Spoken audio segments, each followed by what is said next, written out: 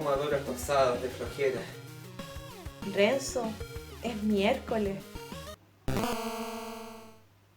¡Maldición! Buenas estudiantes, aquí estamos de vuelta, otra vez, en otro video, en otra instancia.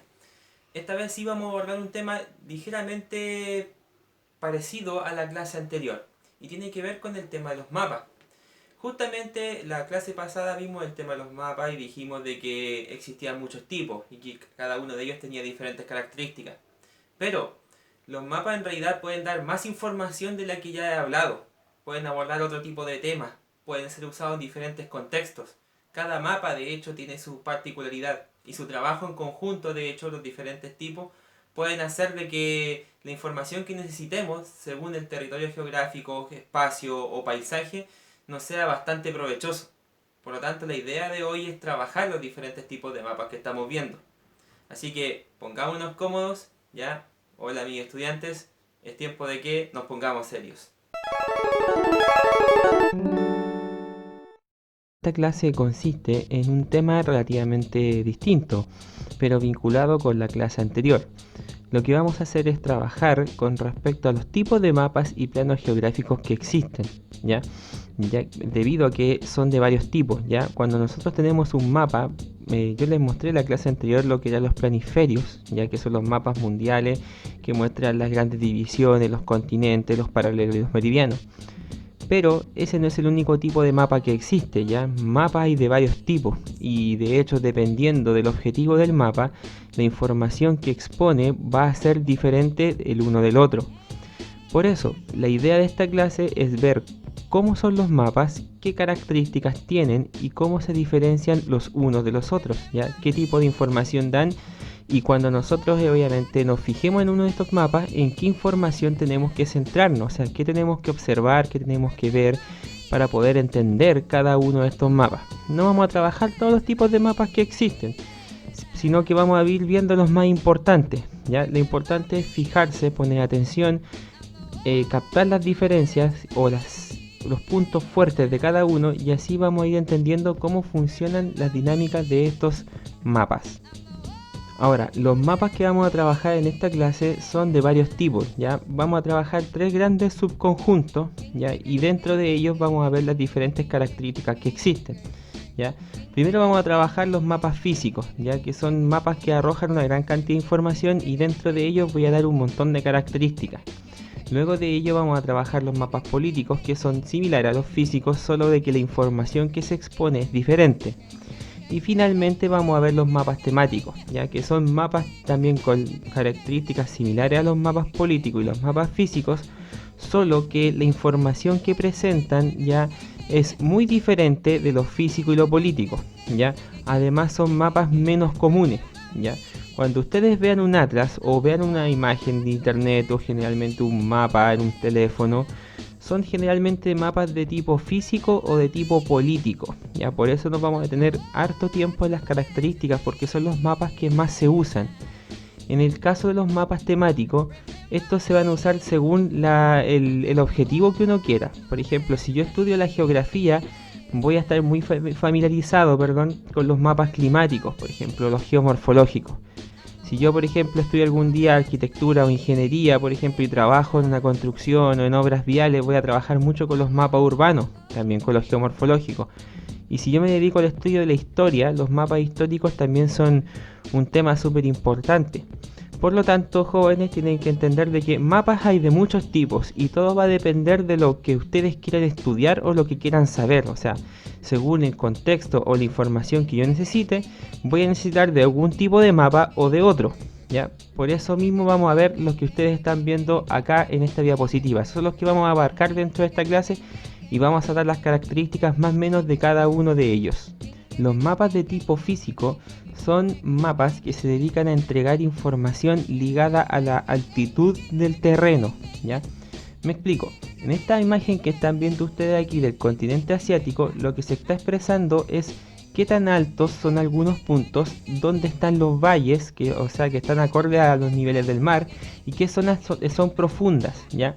Esto se va representando con diversos colores, ¿ya? Generalmente se parte de los colores morados, ya que son las cumbres más altas, pasando por las tonalidades de café, ya que son montañas que siguen siendo altas, pero no en el extremo ya de las mayores altitudes del mundo. Luego se pasa por los colores amarillos, café claro, que son montañas que ya tienen menos altitud. Luego pasamos al color verde, que representa a los valles, ya que algunos son más altos que otros, ya, pero la diferencia no alcanza como para clasificarlo como una montaña o un cerro. Luego tenemos el océano, que siempre se ha representado con el color azul, y la profundidad del océano, fíjense bien que también se usa con diferentes tonalidades de azul. Los sectores costeros que tienen baja altitud tienen un color ligado al celeste, incluso de repente tirado para el blanco. ¿Ya? Pero a medida que la profundidad aumenta, ya la tonalidad de azul va siendo más oscura. ¿Ya? Llegando al caso de las fosas más profundas del océano, utilizarse colores cada vez más oscuros o tonalidades de azul cada vez más extremas, según la profundidad que tenga, según el nivel del mar, ¿ya? Porque el nivel del mar es el punto de referencia para calcular las altitudes en la Tierra, para que ustedes lo sepan. En el caso específico del mapa que ustedes están viendo acá en pantalla, este mapa corresponde al continente asiático, ¿ya? ¿Y por qué escogí esto y no, por ejemplo, Sudamérica o un sector más cercano? Porque este mapa me permite muy bien representar lo que estoy diciendo, están todos los colores presentes y me voy explicando. Fíjense bien de que aquí en el centro del mapa se ubican este sector que está en color morado. Esto corresponde a montañas de una gran altitud, ¿ya? De hecho, este complejo cordillerano que ustedes están viendo aquí corresponde a las Himalayas, que es una de las cadenas montañosas más altas del mundo. De hecho, en ese punto específico está el monte Everest, que es la montaña más alta de la Tierra, de hecho, para que ustedes sepan. Por eso se representan con el color morado. Sin embargo, la cordillera después va perdiendo altitud y por eso que las tonalidades van pasando a café y después incluso van pasando a colores amarillos, dando a entender de que la altitud en estos sectores se va perdiendo. Si se fijan acá en el norte de Europa tenemos muchos valles, por lo tanto se representan con colores o tonalidades de verde, ¿ya? Estas son zonas donde apenas hay cerros y son sectores más que nada planos. Mismo caso pasa con el océano, fíjense bien, los sectores costeros como tienen poca profundidad, se representan con colores celestes, ya tirados para blanco, pero a medida que va uno adentrándose en el océano, la profundidad es mucho mayor y se van ocupando tonalidades de azul, pero mucho más oscuro.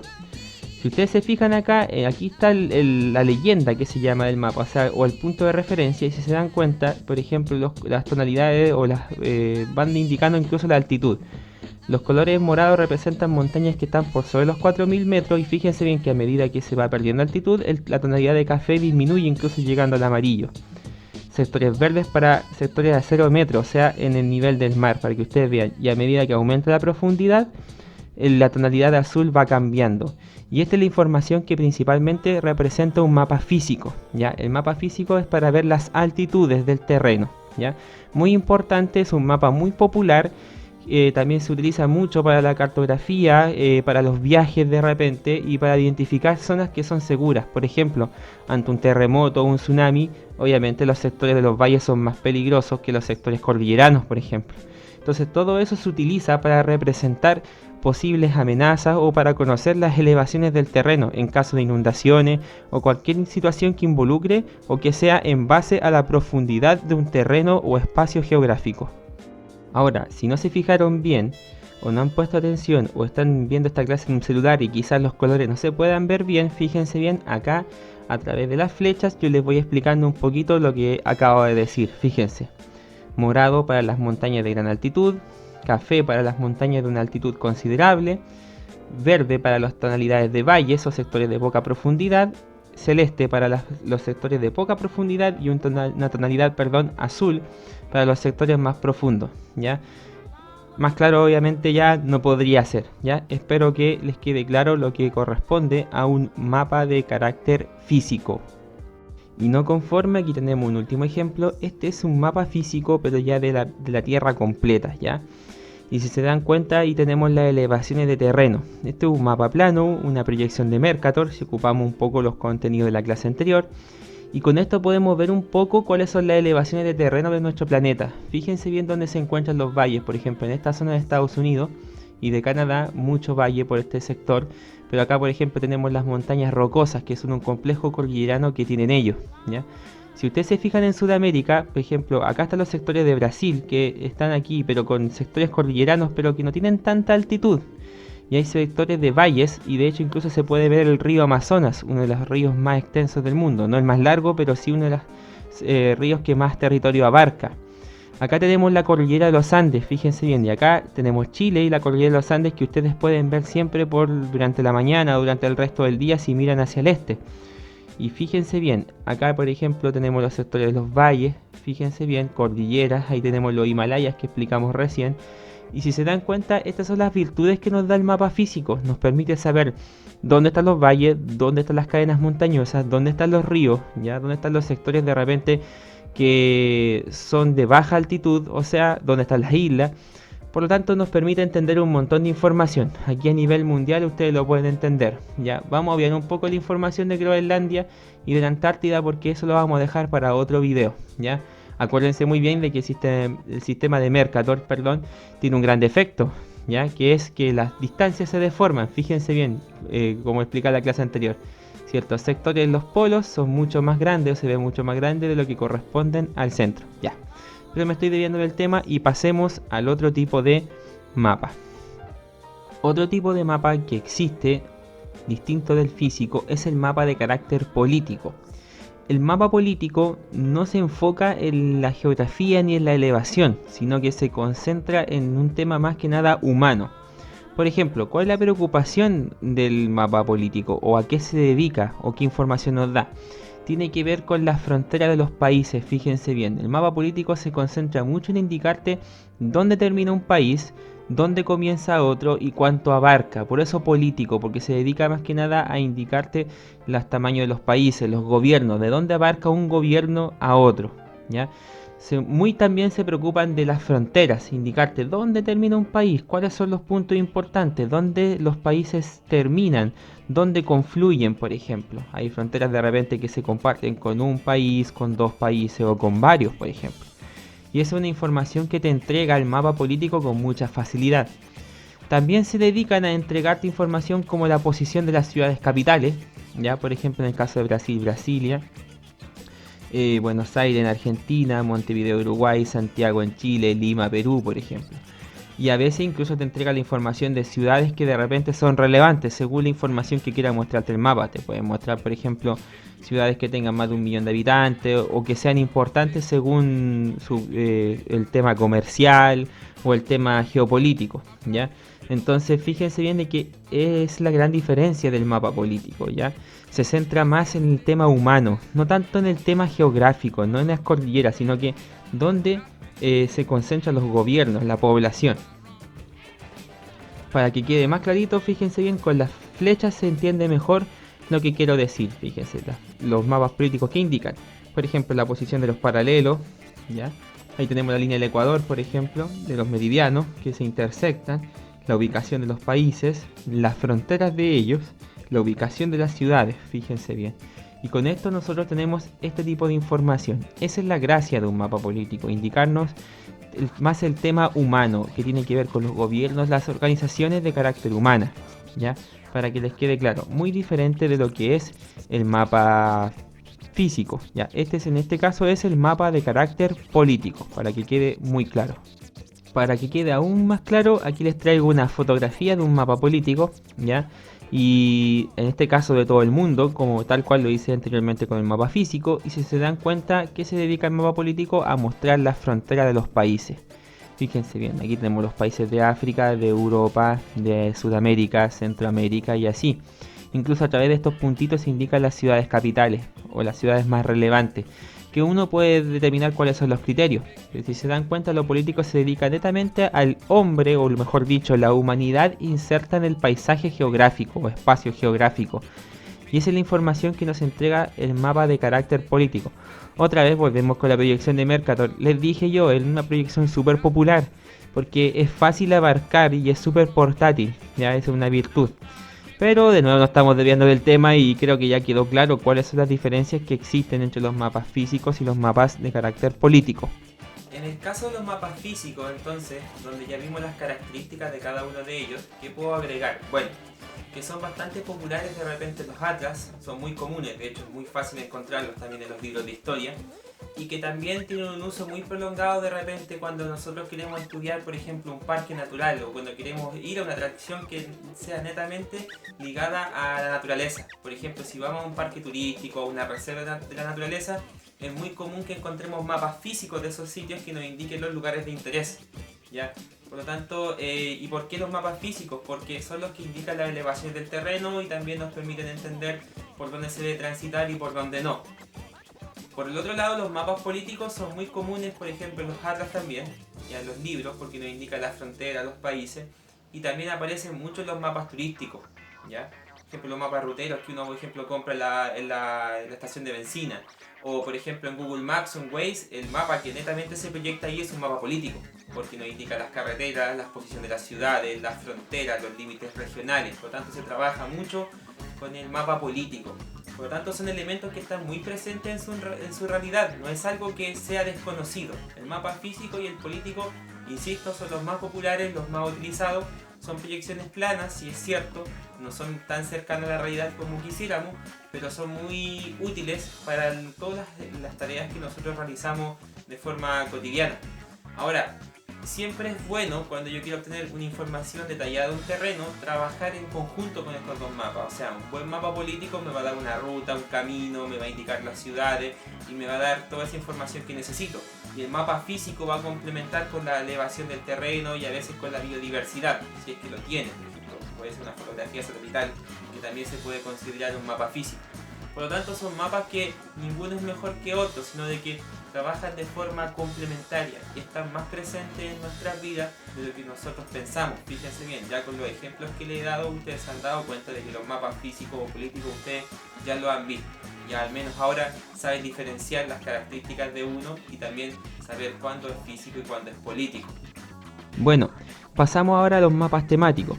Y dentro de los mapas temáticos, el primero que vamos a trabajar es el mapa de tipo climático. El mapa de tipo climático indica otro tipo de información que tiene que ver con las temperaturas y la cantidad de lluvias que existe en un territorio determinado, ¿ya? Eso es lo que se dedica a un mapa climático. Y le asigna colores según, por ejemplo, los climas que existan. Me explico. Por ejemplo, en el caso de este mapa que ustedes están viendo, según este sistema de colores, por ejemplo, los colores azul y celeste corresponden a climas tropicales. ¿Y qué me refiero con climas tropicales? Climas donde las temperaturas son súper altas durante todo el año, ya entre a veces los 20, 30 grados, a veces más incluso, pero que al mismo tiempo hay una gran cantidad de humedad, llueve mucho, por ejemplo, invierno o verano, pero insisto, llueve con altas temperaturas. Eso hace de que haya una alta humedad y mucha vegetación, y eso pasa, por ejemplo, en los sectores del norte de Sudamérica, en este caso. Sectores como Colombia, Venezuela, el norte de Perú, Brasil, por ejemplo, son sectores de climas tropicales, ¿ya? Donde las temperaturas son altísimas, donde la cantidad de lluvias también lo es, y por lo tanto la humedad y la vegetación son súper altas. Y esta información la puedo obtener a través de este mapa de tipo climático. En este mapa mismo, por ejemplo, las tonalidades en rojo, rosa y de repente las tonalidades, por ejemplo, de café, ya casi llegando al amarillo, corresponden a los climas áridos.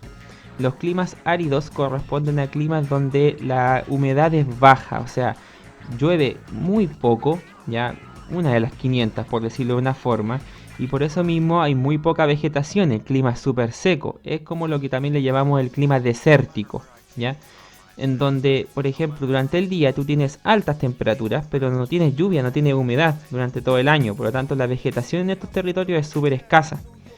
También de forma muy curiosa, ya en los climas desérticos pasa que durante el día, por ejemplo mediodía, la tarde, media tarde, las temperaturas son súper altas, pueden llegar a los 30 grados, por ejemplo, a veces 40 o incluso más temperaturas. Pero debido a la ausencia de vegetación, durante la noche pasa todo lo contrario, la temperatura baja estrepitosamente. Y tú, por ejemplo, en la noche misma puedes tener temperaturas entre los 0 y los menos 10 grados. Es como que durante el día tiene la temperatura que aquí en Chile tienes durante enero y febrero, durante el día, y durante la noche tienes la temperatura que tienes en junio y julio. O sea, son variaciones súper extremas, y eso ocurre en los climas desérticos. En el caso de Sudamérica, esto ocurre en el norte de Chile, acá se encuentra el desierto de Atacama, ya como ejemplo, o en los sectores del norte de Argentina, Uruguay. Fíjense bien, ahí tenemos climas con una gran aridez. ¿ya? Que son lo que acabo de explicar, climas de carácter un poco desérticos. Luego pasamos a los climas como más tirados para amarillo entre verde, que son los climas de carácter mediterráneo, según la concepción de este mapa climático. Los climas mediterráneos son los climas que poseen las 4 estaciones del año, ¿ya? O al menos donde tú, a través de tu sentido, la vista, el tacto, ya tú puedes, la visión, tú puedes darte cuenta fácilmente si es invierno, si es primavera, si es verano, si es otoño, ¿ya? Esos son los climas de Mediterráneo, ya para que quede claro. O sea, todo un clima mediterráneo tenemos las 4 estaciones del año. Y si se dan cuenta, por ejemplo, las tonalidades de aquí ocurren, por ejemplo, en la zona central de Chile. En la zona central de Chile, por ejemplo, tenemos climas de carácter mediterráneo, o sea, donde están presentes las 4 estaciones, ¿ya? Fíjense bien, ¿ya? En otros sectores también se dan, ¿ya? Pero Chile tiene esa característica súper particular donde se dan estos climas mediterráneos donde nosotros podemos apreciar fácilmente a través de los árboles, a través de la temperatura, a través de la lluvia, que estamos bajo una estación determinada, ¿ya? En sectores, por ejemplo, de climas tropicales o áridos, percibir las estaciones del año es mucho más complejo, debido a que el clima que se da, la humedad, la lluvia, hace que estas cosas sean más complicadas de percibir. Pero en los climas mediterráneos de por sí, esta situación es mucho más fácil de darse cuenta.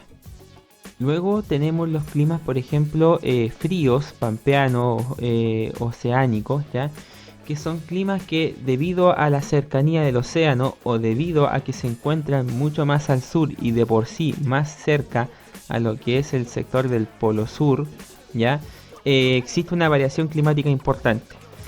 ¿Y a qué me refiero con esto? Por ejemplo, de que las estaciones de otoño y de invierno son mucho más extensas, ¿ya? Duran más. Tenemos lluvias, por ejemplo, en abril, marzo, en el caso de aquí del hemisferio sur, y estas se pueden extender perfectamente hasta septiembre y octubre, ¿ya? Cosa que, por ejemplo, no pasa en esta región del Maule, aquí en Chile, debido a que el clima es de carácter más mediterráneo, ¿ya? Eso es importante porque tenemos más frío, tenemos más humedad, tenemos más lluvia, cambia la vegetación, cambia la forma de vivir, ¿ya? Y todo esto se estructura obviamente en base a estas características. Hay una cosa interesante, por ejemplo, acá en el sector de Argentina, que si ustedes se dan cuenta es un clima árido pero de carácter frío. ¿Y a qué me refiero con esto? De que, por ejemplo, acá la vegetación es poca, la lluvia también debido a una situación geográfica, pero las temperaturas son más bajas, ¿ya? Esto no pasa, por ejemplo, con el desierto de Atacama, donde las temperaturas son un poquito más altas, pero eso tiene que ver con el tema del polo sur, ¿ya? No me voy a ahondar más en esto porque va a llegar el momento donde yo voy a explicar las diferencias entre un clima y otro, ¿ya? Y por qué se generan en ciertas zonas y en otras no. Pero lo que quiero que entiendan es de que los climas van cambiando y que el mapa nos da esta información. Incluso, por ejemplo, ya los colores más fríos, por ejemplo, morado, tonalidades de plomo, ya hablan de climas polares, ya climas donde el invierno ya dura casi todo el año, donde tenemos mucha lluvia, o incluso los sectores más al sur, por ejemplo, aquí en la zona austral, acá abajo, ya tenemos nieve, por ejemplo, en invierno. Por lo tanto, y en conclusión, estos son los mapas de tipo climático que nos indican la humedad, la cantidad de lluvias y las temperaturas de los territorios según su ubicación geográfica. Otro tipo de mapa que tenemos dentro de la clasificación de mapas temáticos es el mapa topográfico. Es un mapa menos común porque se utiliza para tareas específicas y su función principal es medir las elevaciones del terreno. Es como una especie de detalle que a veces, por ejemplo, el mapa físico no es capaz de mostrar, pero sí el mapa topográfico. ¿Y cómo lo hace? Lo hace a través de estas líneas que ustedes ven aquí, que son las cotas, ¿ya? Las cotas indican las elevaciones específicas de un terreno. Y eso nos permite saber, por ejemplo, cuánto abarca una montaña, qué altura puede tener o si hay valles o ríos cerca, ¿ya? Y eso se indica a través de las cotas. Se utiliza mucho para la explotación, para la construcción de edificios, para la construcción de carreteras, porque nos permite saber de forma específica qué elevaciones tiene el terreno. Si yo quiero construir un edificio o hacer una carretera, poner una represa o hacer una red eléctrica, por ejemplo, necesito de forma muy específica saber cuáles son las elevaciones del terreno, y el mapa topográfico me permite con facilidad obtener este tipo de información. Otro tipo de mapa es el mapa de carácter histórico, ¿ya? Los mapas históricos ya se valen de repente de información de otro tipo de mapa. A veces pueden, por ejemplo, hacer un mapa físico y al mismo tiempo un mapa histórico, o pueden ser un mapa político y también un mapa histórico. Pero ¿cuál es la diferencia entre un mapa y otro? ¿Y por qué el histórico es distinto? Porque el histórico nos evoca, por ejemplo, a hechos históricos específicos. Por ejemplo, si yo quiero de repente explicar, en el caso, por ejemplo, del mapa de abajo, cómo Alemania se fue expandiendo durante el gobierno de Hitler, durante la Segunda Guerra Mundial, nosotros podemos indicar a través de estas flechas cómo fue expandiéndose, por ejemplo, su terreno, qué países fue conquistando, ¿ya? Y así como se fue expandiendo, así como la Unión Soviética también se expandió durante este punto específico de la Segunda Guerra Mundial. Entonces, este tipo de mapa nos entrega información de repente que es de carácter específica. Si yo quiero saber cómo crece un país, o cómo se desarrolló una guerra, o qué ruta tomó un ejército, ahí ya recurre a los mapas de tipo histórico. Por ejemplo, el mapa de acá arriba nos indica cómo se movió el ejército libertador, que fue el ejército que se formó en Argentina durante la época de la independencia, y que concentró tropas que volvieron a Chile, ya específicamente se dirigieron a la ciudad de Santiago por diferentes puntos con el objetivo de retomar el gobierno independiente que se había fundado durante la Patria Vieja y que se había perdido con la Reconquista. Por lo tanto, los mapas históricos, si ustedes se dan cuenta, nos evocan información de carácter específico, con hechos concretos humanos, ¿ya? Que tienen que ver con guerras, avances de tropas, o puede ser también avances humanos, puede ser las migraciones de repente, no sé, pues si hubo, por ejemplo, una catástrofe y la gente se fue a vivir de un lugar a otro, eso también lo puede contemplar un mapa histórico, ¿ya? O sea, se dedica a los fenómenos humanos, es como una especie también de detalle de lo que de repente puede mostrarte un mapa político, ¿ya? Pero en este caso se dedica a fenómenos humanos de carácter mucho más específico. Otro tipo de mapa es el mapa de carácter urbano, ya también existe, ya, y mucho más específico. También podríamos decir que es un tipo de mapa político, pero con otro tipo de información. En el caso del mapa urbano, este se dedica a, por ejemplo, cartografiar sectores urbanos, ciudades, ubicaciones, emplazamientos humanos netamente. Y por ejemplo te pueden mostrar cómo son las calles, en qué dirección toman, dónde están las poblaciones, dónde están las avenidas, dónde están las plazas, por dónde se entra a una ciudad, por dónde se sale, cuáles son los diferentes barrios, qué tan grandes son, por dónde van las calles, insisto, cuáles son las avenidas, cuáles son los puntos de repente donde se concentra más la población, si hay una universidad o algún elemento importante también se indica. O sea, el mapa urbano es un mapa más local porque se centra en un grupo de población específica que puede vivir en una ciudad, también no necesariamente una ciudad. El mapa urbano de repente puede dedicarse a los pueblos, pero generalmente son asentamientos humanos, ¿ya? Con casas, calles, plazas. Y eso es un tipo de información que el mapa urbano expone obviamente con mayor facilidad que lo haría un mapa político. En este caso, este mapa que ustedes están viendo corresponde a la ciudad de Talca. Y si se dan cuenta, la ciudad de Talca ha tenido diferentes como etapas. Si se dan cuenta, esta es la parte primitiva de Talca, las calles eran súper rectas, ya debido a que los españoles las fundaban así, ya en algún momento explicaré por qué. Y luego fíjense de que las poblaciones de acá, como se crearon después, las calles responden a otro tipo de necesidades. Si se dan cuenta también, en este mapa podemos ver de que Talca ha crecido más hacia el sur que hacia el norte, ¿ya? Y ese tipo de información tú la puedes obtener con un mapa urbano, ¿ya? Porque nos da ese tipo de información, ¿ya? Mucho más local, de carácter como ligado al mapa político, pero vinculado al tema de las ciudades o localidades que son netamente humanas. En el caso de los mapas temáticos, ya, los mapas temáticos son mucho menos comunes en nuestra vida cotidiana, ya, porque es muy difícil que ustedes tengan acceso a un mapa topográfico o a un mapa histórico, por ejemplo. Es más complejo, es más difícil, o a un mapa climático, que de hecho si no sabe la información de un mapa climático es difícil entenderlo. Bueno, ahora yo expliqué un poco las diferencias de cada uno de ellos. Ustedes saben muy bien con lo que hemos visto cómo funciona un mapa topográfico, un climático o un histórico, por ejemplo, o un mapa urbano. Ya hemos visto los ejemplos en las partes anteriores de este video. Ahora, si bien no son menos frecuentes, en nuestra vida cotidiana, eso no significa que no sean útiles. De hecho, son bastante útiles según el objetivo que yo le quiera dar, ¿ya?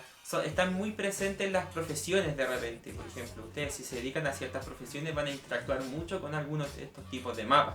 Si ustedes se dedican a la construcción, por ejemplo, el mapa topográfico va a estar muy presente en sus vidas. Si si ustedes se dedican a la geografía o al estudio de naturaleza, el mapa climático va a estar muy presente en sus vidas. Entonces, el mapa urbano también muy presente en el aspecto de construcción, en el aspecto humano. Si ustedes también hacen una carrera humanista, está muy presente el mapa urbano. Y así ocurre con los mapas históricos, por ejemplo, también, que si ustedes estudian una disciplina ligada a la historia, también van a tener que tener acceso a ello. Por lo tanto, si bien, insisto, son menos frecuentes, pero son muy importantes porque nos dan información de carácter específica, ¿ya? Un mapa físico, un mapa político nos da mucha información, pero nunca va a poder darnos toda la información, ¿ya? Y estos tipos de mapas temáticos nos entregan la información que de repente nos hace falta. Por eso son útiles. Y también, al igual que los otros mapas anteriores, trabajan de forma complementaria. De hecho, todos los mapas que hemos visto en este momento se complementan entre sí. Mientras más información yo tenga sobre un territorio o un espacio geográfico, siempre va a ser mejor para lo que yo vaya a hacer. Ya sea turismo, reconocer, construir, cualquier cosa, siempre estos mapas van a tener una preponderancia, y si tengo más información, más sencillo va a ser reconocer o hacer lo que yo quiera con un terreno geográfico. Ya habiendo quedado claro el tema de los mapas y los diferentes tipos que existen, tenemos que trabajar de forma más localizada ahora. Y para eso vamos a trabajar con los planos urbanos. Los planos urbanos son cuando los cartógrafos ya realizan los mapas ya de los sectores locales, de las ciudades, ya principalmente. Las ciudades son construcciones humanas súper importantes porque la mayoría de la población actualmente se concentra en ellas. Y una forma de entender a la sociedad ya es a través de sus ciudades. Bueno, es un tema que vamos a profundizar en la próxima clase, pero lo estoy adelantando un poco.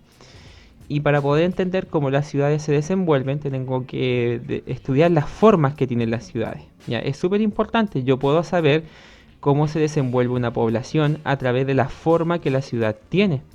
Y para eso yo hago un plano y según la información que me dé ese plano o según la construcción de ese plano, ya yo puedo saber cómo se estructura la ciudad y qué necesidades o, por ejemplo, qué debilidades o qué fortalezas tiene, ya.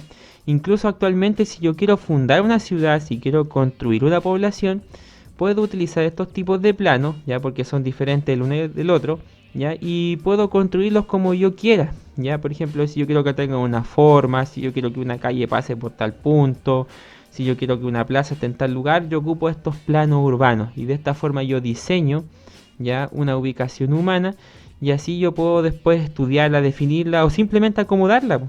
De repente un plano te sirve mucho porque tú puedes decidir dónde van a ir las casas, por dónde van a pasar las calles, por dónde van a pasar los tendidos eléctricos. Es súper útil, ¿ya? Y para poder entender cómo las ciudades se construyen, cómo responden las necesidades de las personas y cómo funciona todo esto, vamos a ver los diferentes tipos de planos que existen, ¿ya? Vamos a ver los más importantes, pero no dejan de ser, ¿ya? Ahora, es interesante, este punto solamente lo agrego por un tema de darle más contexto a lo que acabo de decir, de que las ciudades, ¿ya? Dependiendo de cierta área, van a tener cierta forma. Por ejemplo, las ciudades de América tienen cierta forma debido, por ejemplo, a los españoles. Los españoles construían las ciudades de cierta forma y ese diseño lo trajeron, por ejemplo, a América. Pero si nos vamos, por ejemplo, al norte de Europa, las ciudades tienen otra forma porque respondían a otras necesidades.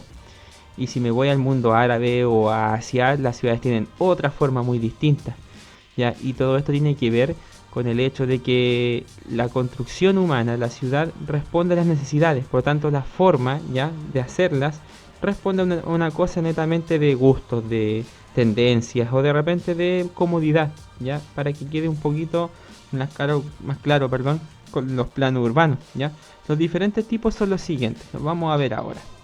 El primer tipo de plano que vamos a ver es el plano de damero. El plano de damero es un diseño de ciudad que corresponde, por ejemplo, acá a Chile. Chile tenemos muchas ciudades de plano de damero. Y eso ocurre porque este diseño provenía de España. Los españoles, cuando colonizan Sudamérica, traen los diseños de sus ciudades españolas y los replican acá en América. ¿Y cuál es la característica del plano de damero? Son calles que son netamente rectas, ya que van de norte a sur y de este a oeste. Incluso se orientan en base a los puntos cardinales y se intersectan entre sí tal cual como los paralelos y los meridianos. Incluso las ciudades más antiguas de Chile, por ejemplo, pasó de que están orientadas perfectamente a los puntos cardinales. Hay calles, por ejemplo, en el caso de la ciudad de Talca, aquí en Chile, de que las calles centrales de la ciudad, hay calles que van netamente de norte a sur y si tú te pones con una brújula están súper orientadas, o sea, una dirección va justamente al norte, otra va al sur y las otras calles van justamente del este al oeste, ¿ya? Y viceversa. Y es porque su construcción es súper simétrica. ¿Cómo explico esto? Fíjense bien. Aquí tenemos dibujos o mapas ya del plano de Damero. Fíjense bien, acá están a la izquierda. Y fotografía aérea de ciudades actuales con este diseño. Netamente simétrico si se dan cuenta. Calles rectas de norte a sur, de este a oeste. Fíjense bien, súper orientadas, súper ordenadito. Las cuadras del mismo tamaño, las calles del mismo ancho, las veredas ordenaditas, ya las esquinas también en ángulo recto, si se dan cuenta, porque así funciona este plano. Ahora, ¿cuál es la virtud? Bueno, el orden, más que nada, ordenadito, o sea, todo en su justa proporción, ya, esa es la gran virtud. ¿Cuál es el gran defecto? Una de que como las esquinas terminan en ángulo recto, cuando uno anda en vehículo es muy difícil ver cuando uno va a doblar en la esquina, ¿ya? Y también son planos que son muy difíciles de funcionar bien cuando hay muchos vehículos. O sea, son ciudades que son muy propensas a la congestión vehicular. Ahora, no es porque los españoles sean tontos, ya es porque cuando se crean estas ciudades estamos hablando a veces de 400, 300, 200 años atrás, cuando no habían automóviles, ya habían otro tipo de vehículos, animales, carretas, pero no autos. Por lo tanto, por eso mismo el plano de Damero, cuando se creó, no responde a las necesidades actuales de la modernidad, y por eso que las ciudades con plano de Damero se atochan mucho, sobre todo cuando las calles son muy angostas. A veces caben un auto, dos autos, y a veces cuando se estacionan se hace embotellamiento. La gente que vive en la ciudad de Talca, acá en Chile, o en otras ciudades del país, me entenderá muy bien de lo que hablo. Y ese es uno de los grandes defectos que tiene el plano de Damero, ¿ya? Para que ustedes lo entiendan, ¿ya? Este es el plano más común, ¿ya? De hecho lo van a ver en gran parte de Chile, para que ustedes sepan. Y yo creo que esto mismo se da en las ciudades sudamericanas. Pero hay otros tipos de planos que quiero ver. Pero con esto terminamos la parte que corresponde al plano de Damero.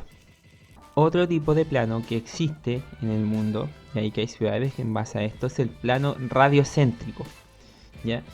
¿Y cuál es la diferencia con Damero? En que las ciudades se basan en un punto central, o sea, hay un punto en el centro, ya que es la plaza generalmente, ¿ya? Y las calles se orientan, salen en todas las direcciones en base a ese punto. Miren, voy a avanzar un poquito para mostrarle un mapa para que me entiendan. Creo que ahí se entiende bien. Fíjense bien, estas ciudades tienen por ejemplo un punto central, si se dan cuenta, y las calles salen en todas las direcciones que hay. No necesariamente orientadas con los puntos cardinales, sino que se ramifican, se expanden. Es como un árbol que extiende sus ramas y las calles salen alrededor de ellas, si se dan cuenta. Por ejemplo, este es el caso de París, si se dan cuenta, ¿ya? Un plano radiocéntrico. Y pasa de que las calles aledañas, ¿ya? Van de forma circular, a veces de forma cuadradita, pero también a veces de forma circular. Fíjense bien, este es un mapa antiguo, si se dan cuenta, un punto central, las calles principales van en todas las direcciones y las calles aledañas van haciendo como una especie de circunferencia, a veces cuadrado, a veces redondo, según las necesidades de la ciudad, ¿ya? Las ciudades más modernas, incluso cuando se han construido en base a un plano radiocéntrico, miren, una perfección que llega a ser envidiable, ya para que se den cuenta. Esto ocurría también por mucho en las ciudades europeas, porque piensen ustedes de que en la Edad Media estas ciudades generalmente estaban amuralladas, entonces por ejemplo estaba el punto central y por estos límites iban las murallas de la ciudad. Entonces para moverse mejor dentro de esta ciudad amurallada existían los planos radiocéntricos, ¿ya? Cosa que no pasaba en España y no pasó en Sudamérica debido a otras situaciones que históricas, ¿ya? Pero esto es un plano de carácter radiocéntrico, ¿ya? Vuelvo atrás un poquito.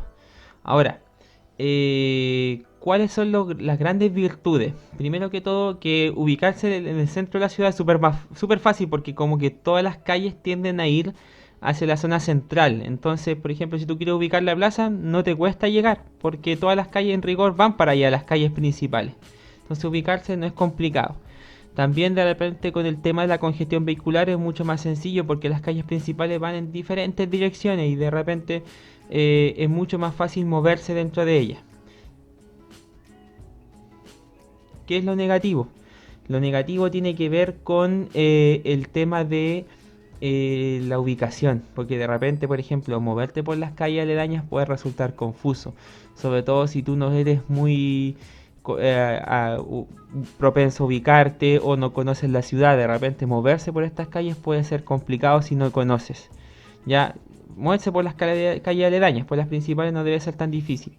Lo otro también es el tema del espacio, pues fíjense, las cuadras son irregulares, o sea, por ejemplo, hay casas que de repente responden a diferentes diseños. No es tan ordenadito como por ejemplo en las ciudades de un plano de damero. Y esa es una gran desventaja. También el tamaño de estas ciudades, por ejemplo, no es tanto como el de las planes de damero. O sea, no es tan fácil expandirlas porque hay que respetar mucho la forma. En el plano de damero vaya siendo más cuadrado nomás. Pero acá tienes que pensar en las calles principales y cómo las vas extendiendo y cómo tú vas dándole forma a la ciudad. Entonces hay que pensarlo de mejor manera. Esas son debilidades de repente que estas ciudades pueden tener y son otro tipo de planos urbanos que existen, ¿ya? Creo que con eso va a ir quedando un poco más claro. Este es el plano radiocéntrico.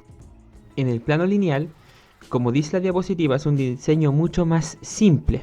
¿Por qué más simple? Porque la ciudad o el plano urbano se estructura en una calle principal y toda la ciudad funciona en torno a esa calle principal, ya que es como la que genera las necesidades o las actividades más importantes de la ciudad. Voy a avanzar aquí en la diapositiva para que ustedes me entiendan. Fíjense, esta ciudad que ustedes están viendo se estructura en esta calle que yo estoy aquí señalando con el puntero del mouse. Fíjense bien, esa es la calle principal y como que toda la ciudad está en función de lo que pasa por esa calle. Generalmente las ciudades de plano lineal son ciudades pequeñas que están en torno a las carreteras y que viven, por ejemplo, de la gente que para en estas ciudades para descansar, ir al baño, comer. Entonces viven en función de los caminos, de las rutas, ¿ya?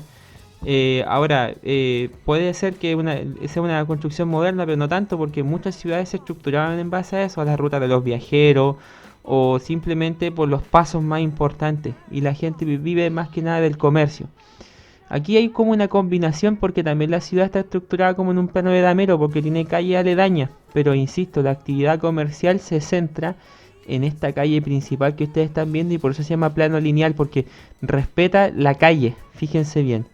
Como que la calle le va dando y se va expandiendo según la extensión de la calle. Hay ciudades, por ejemplo, que son de plano lineal. Miren, hay un ejemplo muy bueno en una película de Disney llamada Cars. Sí, la primera de Cars, de Rayo McQueen. Porque esa ciudad funcionaba en rigor a un plano lineal. Había una calle principal donde pasaban todos los vehículos y paraban en la ciudad y de hecho vivían de eso, de la actividad comercial. Pero cuando se construyó una carretera mucho más lejos, esta ciudad perdió preponderancia y de hecho eso es su gran debilidad. Es el hecho de que al depender de las actividades de esta calle, si yo le quito la importancia a esta calle, la ciudad deja de tener sentido. Tal cual como pasaba en Cars, que la ciudad nadie la conocía porque la carretera ya no pasaba por ahí. Entonces la gente ya no tenía que hacer, po. Y es una debilidad del plano lineal. ¿Qué virtud tiene? Que es una ciudad fácil de construir, fácil de ubicarse, ya porque la calle principal está todo lo que tú necesitas está ahí.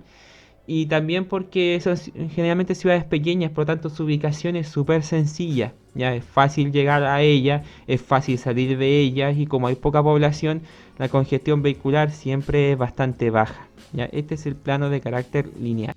Y vamos terminando con el último plano urbano, que sería en este caso el plano irregular. Un plano irregular es cuando ya no existe un orden determinado, es cuando la ciudad se construye ya de forma desordenada, no responde a un orden específico, no es un plano de damero, no es un plano radiocéntrico, no es un plano lineal, no tiene forma, por lo tanto le llamamos un plano irregular. La ciudad se expande por donde quiere, las calles van por donde quieren, es un desorden, ¿ya? Por lo tanto, cuando una ciudad no tiene un orden específico, yo le llamo, o se le llama mejor dicho, un plano irregular. Miren, fíjense bien, aquí se pueden dar cuenta, o sea, aquí no hay orden, si se dan cuenta, las calles van por todas partes. Se organizan como pueden, las casas, las cuadras, todo no tiene forma, fíjense bien. Eso no significa que sean ciudades malas, no estoy diciendo eso, pero no tienen orden. Por lo tanto, su gran debilidad el hecho de que la ubicación dentro de esta ciudad es un caos, porque tú no sabes por dónde va tal calle, cómo llega a tal parte, cuál es la dirección, es súper difícil la ubicación en el espacio geográfico dentro de la ciudad. La fortaleza es que como no tiene forma se puede expandir como quiera, puede tener la forma que quiera, no se complica tanto, ya no es un tema así como no hay que hacerlo así o de otra forma, no, se expande, ya y es más libre en su trazado, en su forma, no se complica tanto. Pero el tema es que la gran debilidad es eso, que al no tener una forma específica la ubicación es complicada. Si tú no eres de la ciudad, es muy difícil ubicarse, muy fácil perderse. Y más aún si no existe un orden específico, es muy fácil desorientarse porque dónde está el norte, dónde está el sur, el este, el oeste. No, tú estás yendo para cualquier lado. Y eso es una desventaja y eso sería lo que vamos conociendo como un plano irregular, o sea, un plano que no tiene forma, una ciudad que ya no tiene un orden específico, ¿ya? Para que vaya quedando claro. Bueno, ya con la última parte de esta clase vamos a hacer un comentario sobre los planos urbanos. En el caso de los planos urbanos, estos son importantes no solamente porque reconocemos la forma de las ciudades, sino porque podemos saber su pasado, porque podemos saber cómo se construyeron y por qué se construyeron de cierta forma, ¿ya? Podemos conocer su presente, porque sabemos cuáles son sus principales calles, cuáles son sus principales problemas, dónde hay embotellamientos, dónde están las poblaciones, dónde están las universidades, los centros de salud. O sea, todo lo que es el presente de la ciudad aparece en un plano urbano, ¿ya? Y nos permite reconocer eso. De hecho, podemos complementar esa información con el pasado y decir, por ejemplo, en qué época apareció esto o esto otro, en qué tiempo se construyó la calle o el hospital o la universidad, y nos permite reconocer información importante de las ciudades. Y asimismo nos permite saber sobre el futuro de estas ciudades, porque el plano urbano nos indica hacia dónde, por ejemplo, las ciudades están creciendo, para dónde van, a dónde les es más fácil construir, dónde es más difícil construir, dónde se vive mejor, dónde se vive peor. El plano urbano nos entrega esa información, cuántos accesos hay, si hay que hacer alguna otra carretera, por dónde puede pasar ese camino. Si yo quiero poner electricidad, si quiero poner alcantarillado, el plano urbano también me ayuda mucho con eso. Por lo tanto, toda la información que nos ofrecen los planos urbanos que hemos visto tienen que ver con la evolución de las ciudades y cómo yo puedo hacer que éstas mejoren. No importa si la ciudad está emplazada como un plano de damero, o radiocéntrico, o lineal, o simplemente una forma irregular, o sea, no tiene una forma, pero siempre una ciudad se puede mejorar con la elaboración de mapas y siempre se puede mejorar si tú tienes un buen entendimiento del terreno que tú estás estudiando. Y el plano urbano nos da a detalle esa información, ¿ya? No abarca tanta información como un mapa mundi o un plano de una región o un mapa físico, político o temático, pero sí nos da la información necesaria, específica para un terreno determinado. Insisto, pasado, presente y futuro de una ciudad. Bueno, y con esto ya estamos terminando esta clase. Quiero dar gracias por los buenos comentarios que me llegan de repente en los videos. Todos los posteos que ustedes me hacen apoyándome en este trabajo a mí me sirven mucho porque me dan a entender que vale la pena seguir haciendo estos videos. Cada like también. Les pido por favor también que en este video, si les gustó, deje su like, suscríbase ya a este canal para que ustedes tengan más contenido. Compartan el material, ya si ustedes conocen gente que le haga falta este tipo de clase, o que esté desorientado, o que no esté entendiendo la materia de esta unidad, de este contenido, compártanlo, no tengo ningún problema con que lo hagan, ¿ya? Compártanlo con amigos, con compañeros, con familia, no tengo ningún inconveniente. Todo para mí es positivo porque las clases se hacen para ustedes, pero también pueden servir para otros, y eso nunca está de más, la educación así tiene que ser, para todos. Ahora también les pido por favor de que las dudas, por favor, en la caja de comentarios, ¿ya? Si no, obviamente a este correo que voy a colocar ahí debería aparecer, ¿ya? A ese correo, ya cualquier pregunta y cualquier duda. Y bueno, seguimos en este tiempo de pandemia, así que nunca está de más decir de que por favor quédense en casa, usen mascarilla al salir, al volver por favor un buen lavado de manos, lavado de cara. Tomen todas las precauciones, salgan solamente si es necesario, no se involucren en actividades que estén fuera del toque de queda. La seguridad de ustedes y de su familia siempre está primero, este es el consejo en estos tiempos de pandemia. Además de eso, cuídense mucho, que estén muy bien. Muchas gracias por estar en esta clase y nos vemos en el próximo video. No sé qué no sé yo. Solo del cuando está cielo So mysterious, o el so de tu elusive. cabello. To track down the maniac behind all this.